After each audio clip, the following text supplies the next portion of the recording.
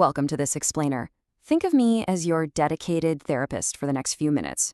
We're going to work together to untangle those complex knots in your mind and navigate out of chronic analysis paralysis and into immediate, actionable relief. If you constantly find yourself stuck in a cycle of endless what-ifs, well, you are in exactly the right place. Let's treat this like our own clinical consultation session, all right? So let's just dive right into it. You're probably caught in what we call the chronic overthinker's paradox. It is a deeply frustrating place to be. You endlessly analyze why you're analyzing, and then you start worrying about the fact that you're worrying too much. It's a really fun game, right? Author Mark Manson points out that while self-reflection sounds super healthy on the surface, there's a tipping point. It morphs into this destructive mental loop that leaves you completely paralyzed, tricking you into confusing the feeling of preparing with actually taking action. Here's our treatment plan for today's session. We'll start by diagnosing your overthinking loop, move into some immediate sensory grounding relief, break down the 5-minute emergency protocol, challenge those catastrophic thoughts, and finally, build up your long-term emotional resilience. Let's kick things off with part 1, diagnosing your overthinking loop. Now, there is an absolutely crucial difference between reflection and rumination. Think of reflection as a purposeful vehicle. It literally drives you to an endpoint. You approach your thoughts with curiosity, asking, okay, what can I learn here? Rumination, on the other hand, is like a broken record just spinning endlessly without generating any new insights whatsoever.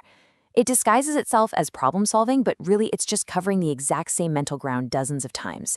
It keeps you hyper-focused on past mistakes or future catastrophes, which, let's be honest, just fuels your anxiety instead of actually relieving it. So, here's the thing you really need to hear. Being stuck like this, it's not a character flaw. It's literally a neural pattern. Your brain has a system called the default mode network, or DMN. Think of it as your brain's autopilot. During a rumination spiral, this network goes into overdrive, while your prefrontal cortex, which is your brain's rational executive control center, goes completely quiet. It is exactly like your brain is pressing the gas pedal to the floor with absolutely no one steering the wheel. What's truly fascinating about all this is how our emotions actually work chemically. The chemical surge of a peak emotion, like a sudden hit of fear or sadness, naturally dissipates in just 90 seconds. Literally, the physical chemicals clear out of your bloodstream in a minute and a half. But your ruminative loops, they continuously restart that clock. Every single time you re-engage with that same looping thought, you trigger a fresh 90-second chemical wave. You are inadvertently keeping your own distress alive. All right, moving into part 2, immediate sensory grounding relief. Now that we've diagnosed the loop, we've got to apply the emergency brake. Notice what happens when you simply drop your focus from those racing thoughts down into the physical sensations of your own body, like taking a slow, deep breath. By focusing on controlled breathing, say inhaling for 4 counts and exhaling for 4 counts, you actively reduce the physiological symptoms of stress, like that rapid heartbeat. You're basically forcing your prefrontal cortex to wake up and snatch control back from the autopilot. And that builds directly into the 5-4-3-2-1 method, which is a fantastic psychiatrist-backed sensory awareness technique. It's super simple. You look around and name 5 things you can see, 4 things you can physically touch, 3 things you can hear, 2 things you can smell, and 1 thing you can taste. This isn't just some cute distraction. It literally forces your brain to process concrete, present-moment physical data instead of abstract, future-based anxieties. It is a total circuit breaker for the rumination cycle. You can also use a dedicated grounding object, whether it's a smooth stone you keep in your pocket or just pressing your hand flat against a textured brick wall. This physical connection acts as an immediate anchor for your nervous system. These strong sensory experiences draw your attention right away from that spinning DMN network and bring you squarely back into reality. Let's look at part 3, the 5-minute emergency protocol.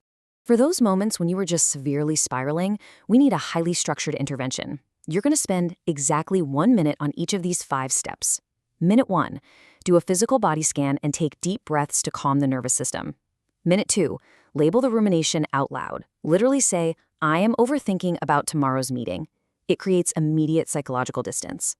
Minute 3, change your why question to a what question. Instead of why did I say that, ask what can I do differently next time. Minute 4, pick 1 tiny micro action you can execute today. And minute 5, close it out with some self-compassion. Tell yourself, you know what? This is hard, and I am doing my absolute best.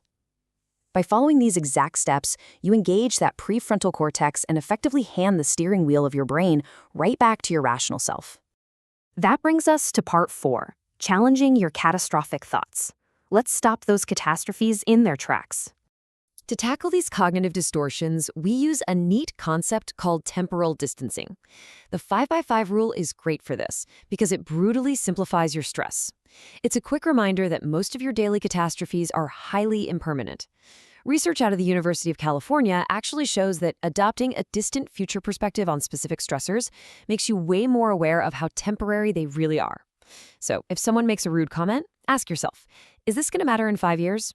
If the answer is no, give yourself exactly 5 minutes to process that frustration and then consciously move on. To break that anxiety loop even further, try a technique popularized by Mark Manson. You have to expose your fears to brutal honesty by just asking yourself, so what? When your mind is racing with all these worst-case scenarios, just say, okay, so what if that happens? Then answer it. And then ask, so what, again. Keep doing it until that entire catastrophic narrative just crumbles under the scrutiny. You'll very quickly realize that even if the absolute worst happens, you are completely capable of handling the consequences. Finally, part 5, building long-term emotional resilience. Committing to these techniques provides a really solid two-pronged defense. On the mental side, you're interrupting the default mode network and stopping that 90-second emotional loop from continuously firing. And physically, you activate your parasympathetic nervous system, which is your body's rest and digest mode. That naturally lowers your heart rate and regulates your stress hormones. You are literally rewiring your brain's neuroplasticity while simultaneously cooling down your physiological stress response. It's a real game changer. So here is your daily prescription to build up that long-term resilience.